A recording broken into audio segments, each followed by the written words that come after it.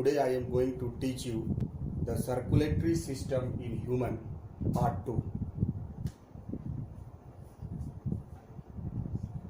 The human circulatory system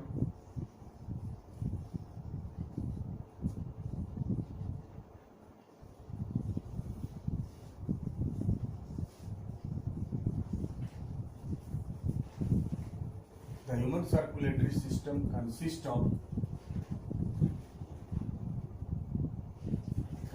of heart, blood and lymph vessels.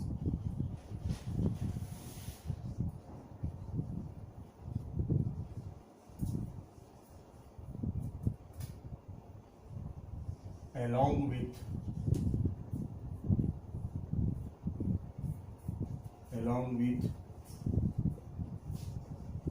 blood and lymph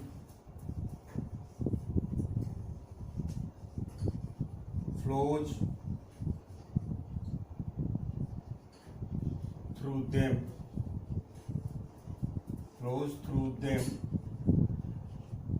respectively.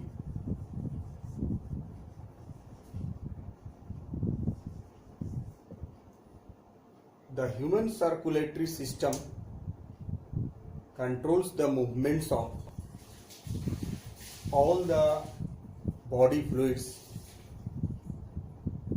The main function of human circulatory system is the transport of all the nutrients and oxygen to the body tissue and to carry the metabolic waste, that is carbon dioxide and other waste from the tissue. So it is a basically transport system. The human circulatory system has also an important role in the regulation of temperature, body temperature, and transport of many nutrients, other substances like hormones and other dissolved particles. तो मैं यहाँ पर हम बता रहे हैं आपको कि सर्कुलेटरी सिस्टम, ट्रांसपोर्ट सिस्टम जो है वो सारे न्यूट्रिएंट्स को ट्रांसपोर्ट करता है, हार्मोन्स को ट्रांसपोर्ट करता है, ऑक्सीजन को ट्रांसपोर्ट करता है, कार्बन डाइऑक्साइड और वेस्ट मेटाबॉलिक प्रोडक्ट्स को भी बॉडी से एलिमिनेट करने में मदद करता है. Basically the circulatory system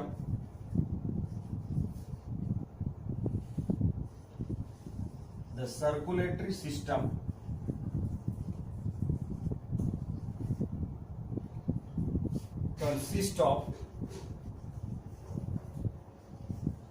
two functional components.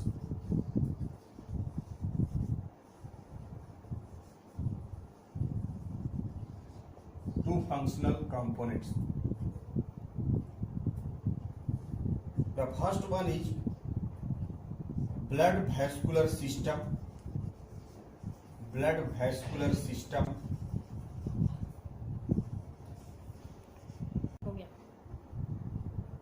The circulatory system consists of two functional components: blood vascular system and lymph vascular system.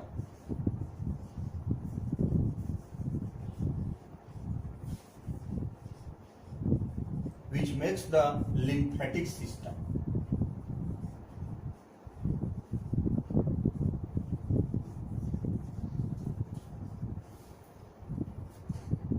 इसका मतलब ये है कि जो हमारा सर्कुलेटरी सिस्टम है ह्यूमन बींग्स का, उसमें दो फंक्शनल कंपोनेंट है. एक को हम लोग बोलते हैं blood vascular system. It has two functional components, the blood vascular system and lymph vascular system.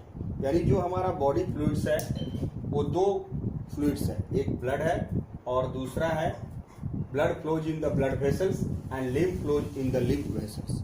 तो ब्लड जो है वो ब्लड वेस्कुलर सिस्टम है और दूसरा है lymph vascular system.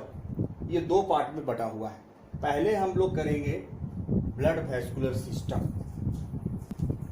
The first one is blood vascular system.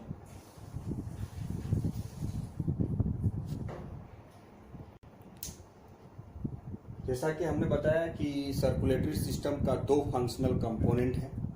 एक जो पहला है वो है ब्लड वेस्कुलर सिस्टम और दूसरा है लिम्फ वेस्कुलर सिस्टम। तो एक एक करके हम लोग करते हैं आगे। पहला वाला जो है वो है blood vascular system. Blood vascular system consist of heart, blood and blood vessels. तो इसमें आप लिखिए it consist of heart, blood and blood vessels.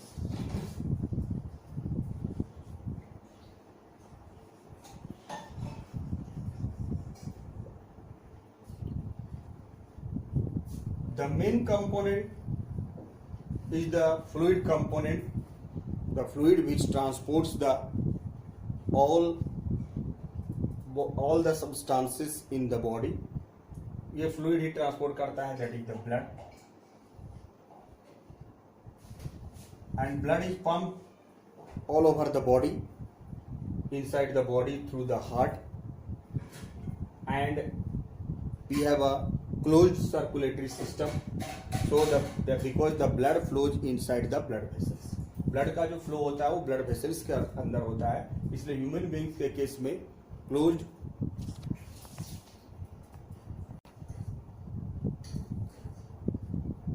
Blood and blood vessels के अंदर ब्लड जो है वो ब्लड वेसल्स के अंदर फ्लो करता है, इसलिए हम ह्यूमन बीइंग्स के केस में क्लोज्ड सर्कुलेटरी सिस्टम होता है। जो पहला कंपोनेंट है वो है blood.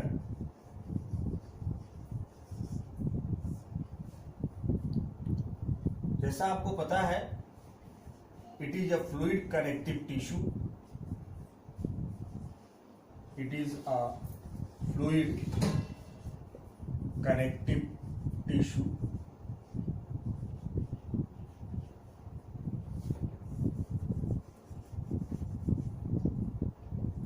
which has two components, जिसका दो कंपोनेंट्स है। ये ब्लड जो है दो भाग में बटा हुआ है, which has two components, blood cells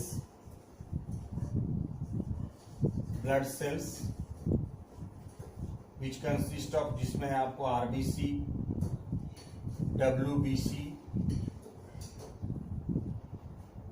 and platelets.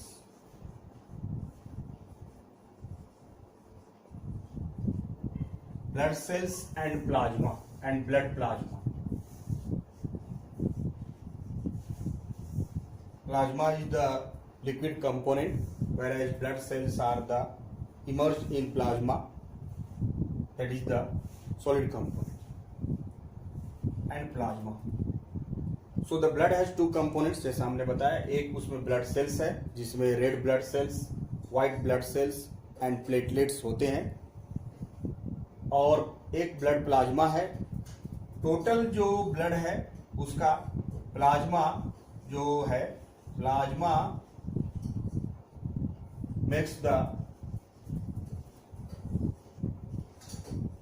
55% of total blood,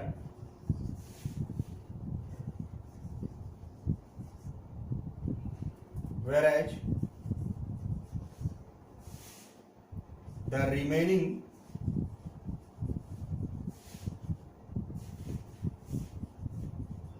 45% are the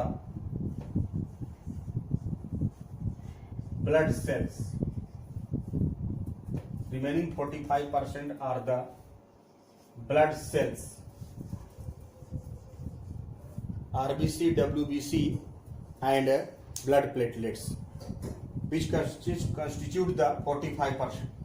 जिसमें आपको लगभग 44% में आरबीसी और डब्ल्यूबीसी है, 1% जो है वो ब्लड प्लेटलेट्स होता है जो कम मात्रा में होता है।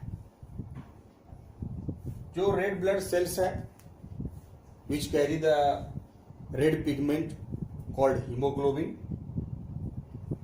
as the hemoglobin which has the capacity to carry the oxygen. So the red blood cells, WBC, white blood cells and blood platelets have the different functions.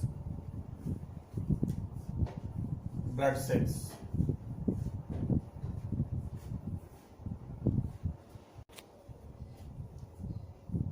So the blood cells are of three types.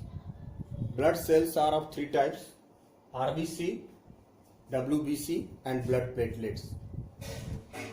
RBC is the red blood cells or red blood corpuscles. RBC are large in number, ये बहुत अधिक संख्या में होता है.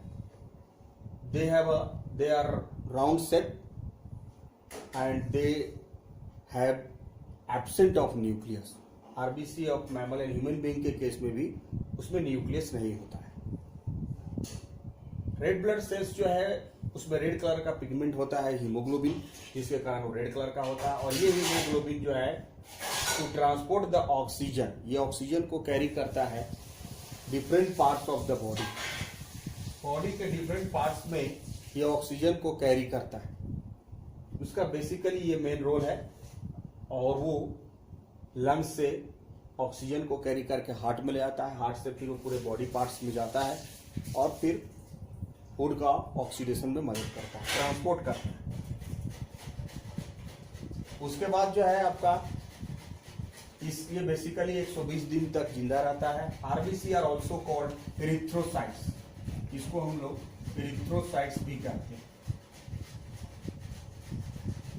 RBC जो bone marrow में बनता है और वो स्प्लिन में जाकर के खत्म हो जाता है. 120 दिन का 120 डेज का इसका जीवन काल है. रेड ब्लड सेल्स जो होता है वो न्यूट्रिएंट्स और ऑक्सीजन को कैरी करने के लिए है. जो व्हाइट ब्लड सेल्स है WBC, white blood cells are the defence mechanism of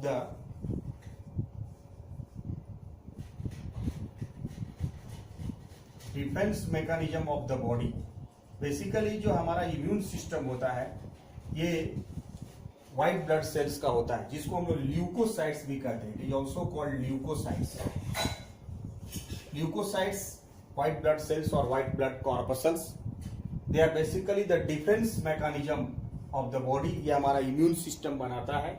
और डब्ल्यूबीसी जो होता है वो आपका, इसमें दो पार्ट होता है, एक ग्रेनुलोसाइट्स और ये न्यूक्लियस इसमें होता है. अलग अलग न्यूक्लियस इसमें होता है, किसी में एक लोब होता है, दो लोब होता है. Granulocytes and A granulocytes.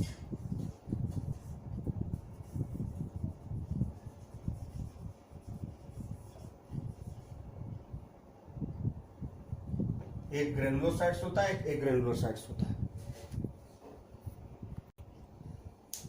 White blood cells are of two types, granulocytes.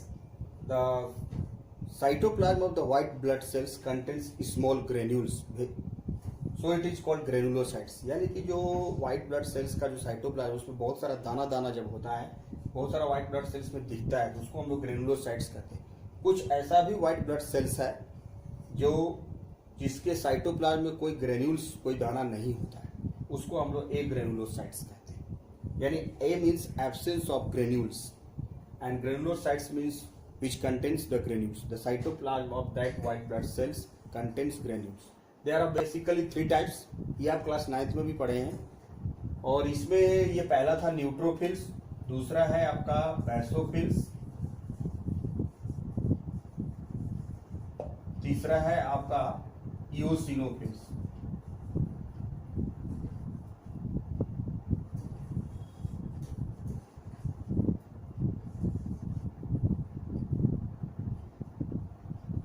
Eosinophils. एग्रेनुलोसाइट्स में आपका मोनोसाइट्स में यू शेप्ड का न्यूक्लियस होता है।